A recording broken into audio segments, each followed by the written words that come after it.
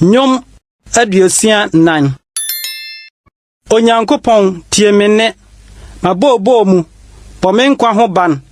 na ɔtamfo a meyi me ho fa me ho ntafiri nipa bɔne kokoam agyinatuo ho firi amumuyɛfo gyegyeegye ho wɔn na wɔse wɔn tɛkyerɛma ano sɛ afena wɔkunturu tadua mu rebɛto wɔ mɛma ene nsɛmfo sɛ wɔbɛto abɔdeɛ ɔyɛ pɛ no kokoam wɔto bɔ no mpofrem na wɔnsuro wɔhyɛ wɔn asamɔne mu den wɔkeka sɛ obehunta asumfidie wɔka sɛ hwan na obehu yɛn wɔbɔre hwehwɛ amumuyɔ wɔwie wɔn tirimpɔ no wɔbɔre abɔre na onipa tirim ne nakoma mu dɔ na Onyankopɔn bɛto bɛma abɔ wɔn obɛpira mpofrem na wɔbɛhwe ase na wɔn tɛkyerɛma so asɛm abua wɔn atifi wɔn a wɔhu wɔn nyinaa ho bɛpopo na nipa nyinaa bɛsuro na wɔaka Nyankopɔn adwuma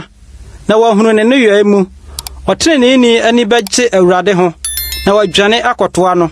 na akomam teefoɔ nyinaa bɛhyehyɛ wɔn ho